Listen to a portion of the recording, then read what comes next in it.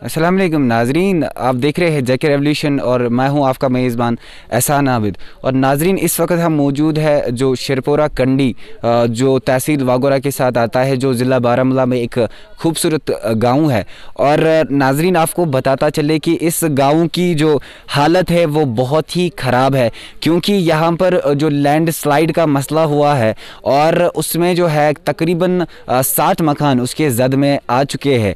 नाजरीन, आपको ये भी बताता चले कि ये जो लैंडस्लाइड हुई थी ये तकरीबन आज से 2 साल पहले ये लैंडस्लाइड हुई थी, लेकिन सरकार ने तब से कोई ठोस कदम या कोई ठोस इक़दामात नहीं किए हैं। आपको ये भी बताता चले कि ये 60 मकान जो इस लैंडस्लाइड के जद में आए हैं, इनके पास कोई ज़मीन नहीं है और वो आज शेड्स में रह रहे हैं। लेकिन उन शेड्स को भी इतना ख़तरा है कि जब भी बारिश होती है ये ज़मीन खिसकती रहती है, जिसकी वजह से वो उन शेड्स में भी महफूज अपने आप को नहीं कर पा रहे हैं। आपको बताता चले कि गवर्नमेंट की तरफ से जो इमदाद इन्हें मिली थी वो बहुत ही कम थी। गवर्नमेंट ने तकरीबन 1 लाख रुपया पर जो हेड है उनको दिया था, जो जिनके मकान डिस्ट्रॉय हुए थे, लेकिन वो बहुत कम है, क्योंकि हमें पता है कि जो ज़मीन और जो मकान जो प्रॉपर्टी यहाँ पे तबाह हुई है वो बहुत ज़्यादा कीमती है और गवर्नमेंट उसके बदले में यहाँ के लोगों को अभी तक उतनी रकम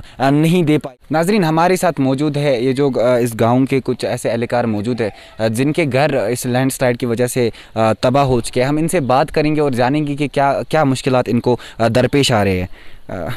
हजरत, तुम वन कोता टाइम गो अत ये मसला इथे पे ये गई 2 वरी जनाब। अच्छा ये कह बोड़ अफसर ये सुनाई करे ये जानो खतर काल टीन शेड बनान सुबह सह पेमुत ये दित कैंचन गरन रोपी लाख दिता कह नाव इथे पे पेंडिंग सारे वोत न कहें ये पेट पूजा बराबर गसान कहें तो मकान कथ वस बसान जाए ये तल पाताल वसित गई वो मामूली मुश्किल सनस गुजार पेवान कर गुरबत सत हालात ये पेचीद खुदाई जाना क्या वन अगर तुज कत सोन तस अगर वोट विजे ाना वोटर हसा यह हक थवान अमिस वोटरस अत वोटस कीमत, मगर वनकस सनिस जानस कह कीमत।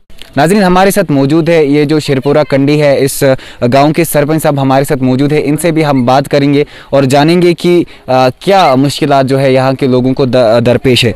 सर, पहले तो आपका बहुत बहुत शुक्रिया है सर, आपने हमें वक्त दिया। आपका भी शुक्रिया। सर, ये बताइए सर, पिछले 2 साल से ये मसला ऐसे ही पड़ा हुआ है, क्या आपने कोशिश नहीं की कि आप इंतज़ामिया तक ये बात पहुँचाए कि हमें ऐसे मसाइल जो है यहाँ पे दरपेश है? नहीं, देखिए, हमने काफ़ी हद तक कोशिशें की, चाहे डीसी साहब तक या गवर्नर साहब, जो इससे पहले गवर्नर साहब थे, उससे भी हमने मुलाकात की और उसको भी हमने कहा। उसने कहा मैं रीजनल कमिश्नर साहब को बताऊंगा, कॉल करूंगा डीसी साहब को, लेकिन सुनाई नहीं हुई। कहने को तो काफ़ी ये वादे करते हैं जब इनको हम टेबल पे जाते हैं, लेकिन ज़मीनी हक़ाइक़ आपने खुद वो देख लिया, वो बरक्स है। जो ये वहाँ पर बोलते हैं वो यहाँ नहीं। तो यहाँ पर भी करीबन 60 मकान लैंडस्लाइड हुए पिछले 2 साल से। मतलब कोई किसी को कम, किसी को ज़्यादा। ऑलमोस्ट कितना रिलीफ सर गवर्नमेंट ने दिया है जो आप कह रहे थे अभी? करीबन 40 घरों को मिला है रिलीफ, लेकिन वो बहुत ही कम। तो उससे उनको क्या हो जाएगा? ये गरीब लोग हैं, पसमानदा लोग हैं, BPL ज़ुमरे में रहते हैं, सब मजदूर तबका है और टूरिज़म पे ही ज़्यादा वाबस्ता थे और ज़मीन भी इनको सेफ नहीं है। ये जो ज़मीन अगर ये शेड बनाएंगे यहाँ ये तो दूसरा कुछ बंदोबस्त करेंगे, लेकिन ये सेफ नहीं, अनसेफ ज़मीन है।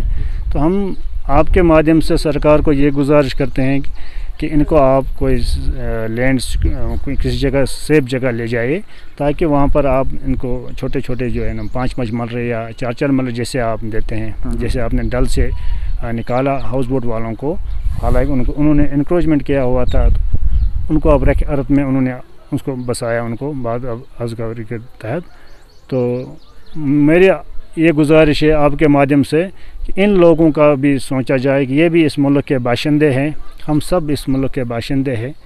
तो ऐसा ना हो कि कल कोई बड़ा हादसा पेश आए तो फिर पछतावे के सिवा। भारत सरकार और अपने डिविजनल कमिश्नर साहब पे ये पूरा यकीन है कि वो डीसी साहब को आपके माध्यम से ये उन तक पहुंच जाएगा। वो उसको कॉल करके वो खुद आएगा यहाँ डीसी साहब, और वो खुद देखेगा यहाँ पर क्या हाल चाल है, क्योंकि इस वक्त ड्यूटी है, इस वक्त कोई लीडर नहीं है जम्मू कश्मीर के अंदर। इस वक्त अगर लीडर है वो है गवर्नर साहब, वो है डिविजनल कमिश्नर साहब, वही कुछ कर सकते हैं, या डीसी साहब। अगर डीसी साहब यहाँ प्लान बनाएंगे, वो आगे भेज देंगे, तो उनको अब वहाँ अप्रूव करना है। तो कितने मकान है कम से कम जो आबाद है इस गांव में सर?